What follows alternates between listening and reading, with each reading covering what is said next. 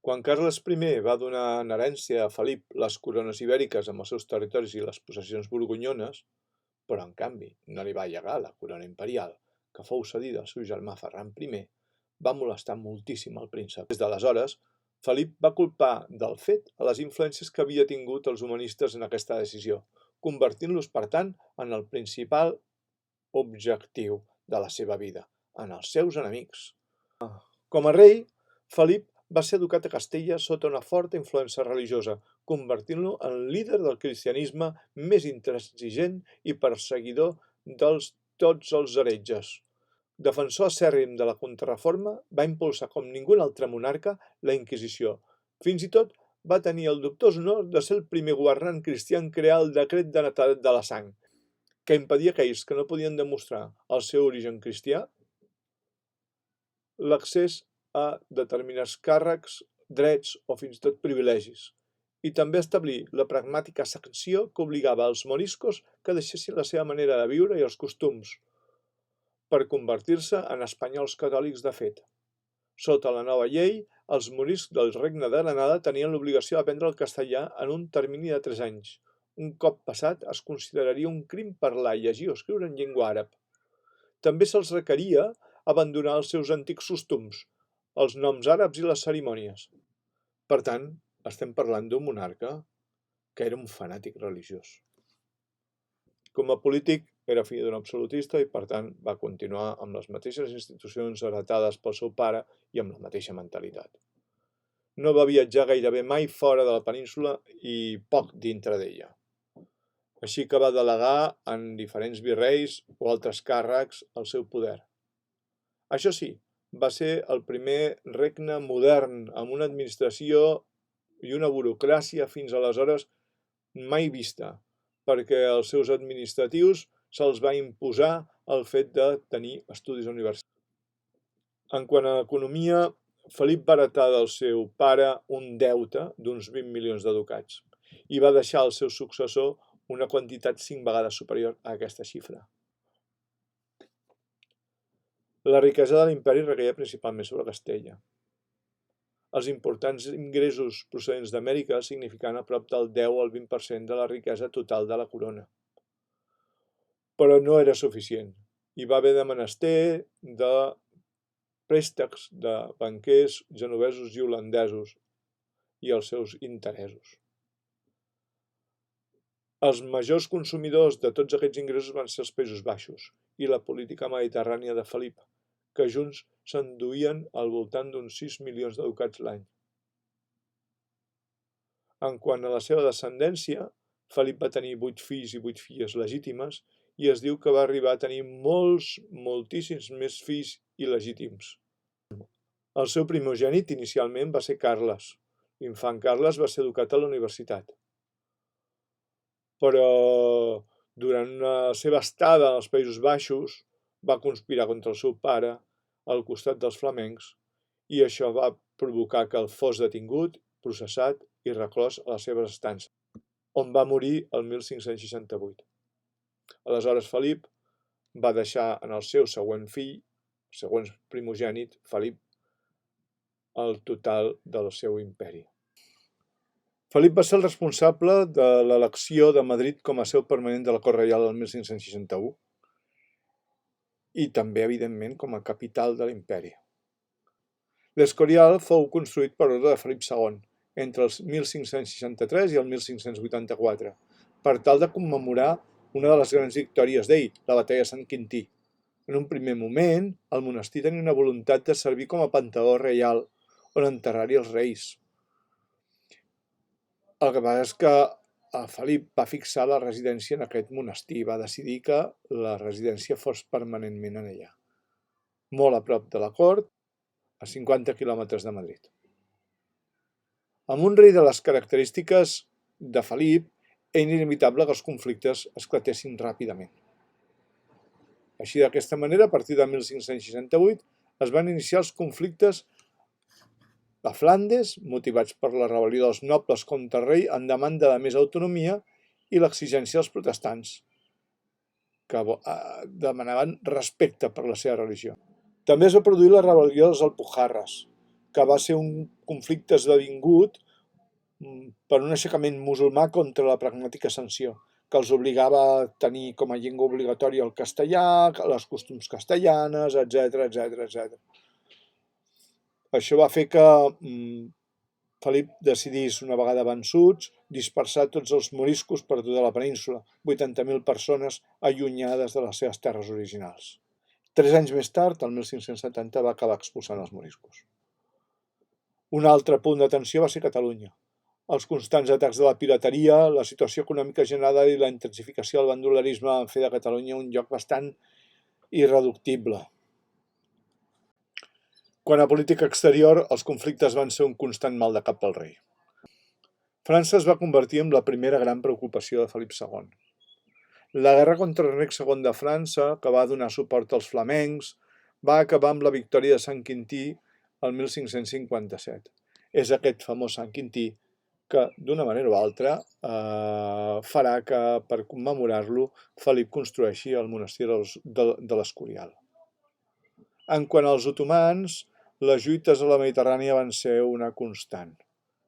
I es va realitzar el que s'anomena la Lliga Santa, el 1571, per fer front a aquest imperi musulmà. La victòria de Lepant, on el famós Cervantes va perdre la mà, i que va ser una gran victòria produïda sobretot per el seu germanastre Joan d'Habsburg, Blumberg, Joan d'Àustria, no el deslliurarà de l'amenaça turca que continuarà estant o existint a la Mediterrània, generant o seguint generant aquests maldecaps dels quals ja hem parlat.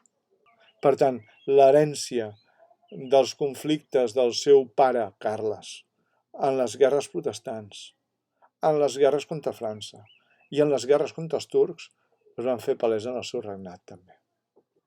Ara bé, ja hem vist prèviament que Felip està considerat un rei d'expansió.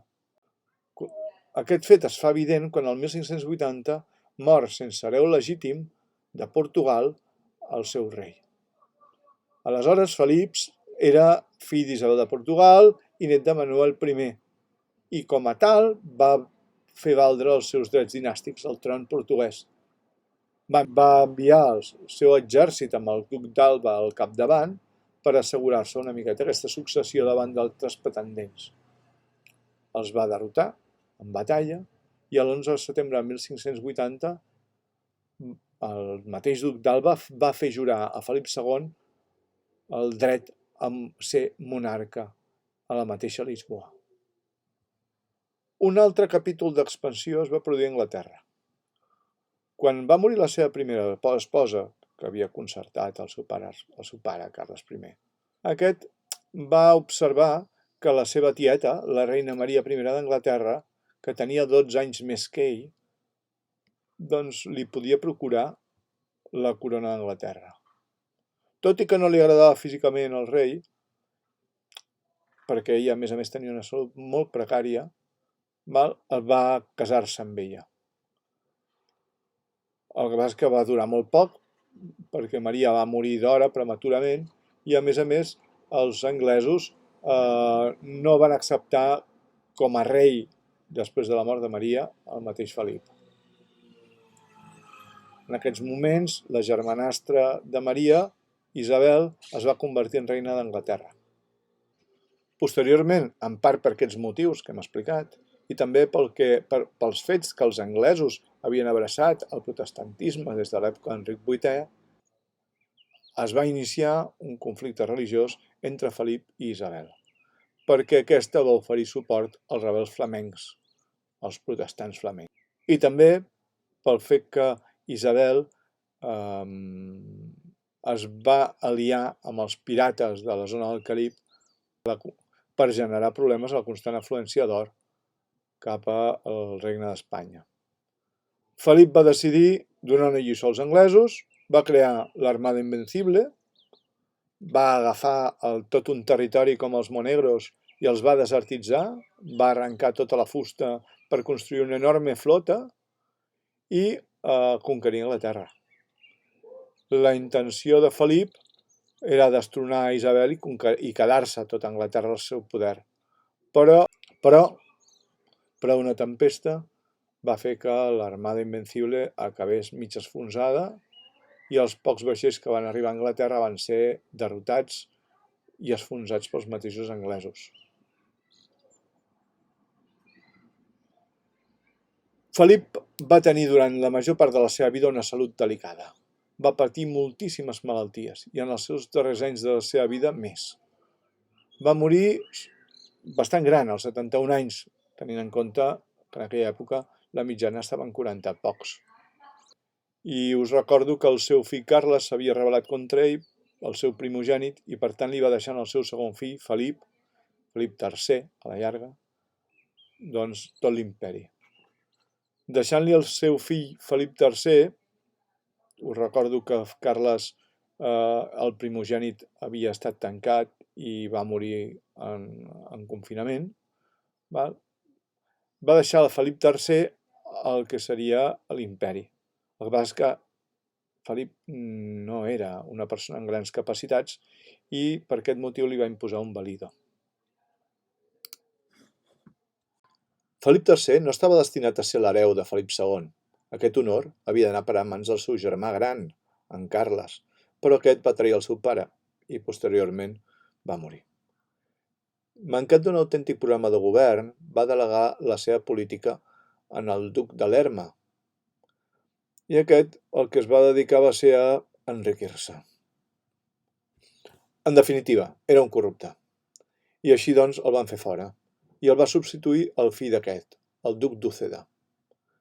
Al llarg d'aquest govern es van succeir diverses reformes institucionals per solucionar els problemes de corrupció i inoperància que afligien l'administració de la monarquia, i diguem que va realitzar un govern més àgil i coherent, encara que no va produir el resultat final desitjat.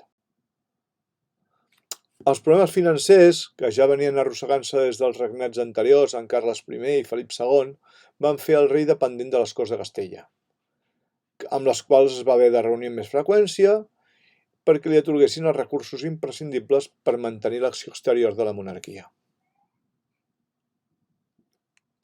L'any 1609, amb encara el duc de Lerma en el poder, es va decretar l'expulsió dels moriscos dels regnes hispans pels següents motius: perquè tenien una actitud de cristians poc convençuts, en un estat defensor del catolicisme, i que era ultracatòlic, la seva possible aliança amb els otomans i els pirates barbariscos, que atacaven constantment les costes de Llevant, la seva impopularitat entre la població i la necessitat de l'Estat per controlar les riqueses i valors d'aquesta gent. A banda de tot, la seva expulsió va significar una crisi econòmica com mai s'havia vist al país, ja que amb la seva expulsió es van endur els coneixements agrícoles més especialitzats de l'època, a més de la pèrdua de molts súbdits de veritat cultural. També cal, evidentment, sumar la part aquesta del drama humà de milers de persones obligades a abandonar cases seves i, a més, més tard, la seva persecució soferta en el Marroc. El 1618 la corrupció va arribar a nivells intolerables a la cort. El rei va destituir el duc de Lerma, com ja hem dit. Amb l'arribada al tron de Jaume I d'Anglaterra, aquest es va convertir en un sòlid aliat pel rei de Castella. L'agost de 1604 es va signar la Pau de Londres, mitjançant les quals les relacions comercials i diplomàtiques entre ambdós països millorarien. Així i tot, la pirateria, encara recolzada en secret pels anglesos, va seguir minvant l'arribada d'or des de l'Amèrica. La signatura del 1609 de la treva dels 12 anys, coneguda amb el nom de Pax Hispànica, va suposar la independència de fet dels països holandesos i va permetre l'inici de la seva expansió pel Carib i les Índies Orientals. Per tant, els holandesos van començar a crear el seu propi imperi. Els protestants holandesos van continuar donant guerra durant tot el seu regnat. També es va perdre bona part de la seva influència sobre Itàlia, però no es va perdre el territori. Felip III va tenir fins a 8 fills legítims i va morir de forma prematura per unes febres que va agafar durant un viatge a Portugal el 1621. Va ser enterrat, com els altres reis, a l'Escorial i fou succeït pel seu fill, Felip IV.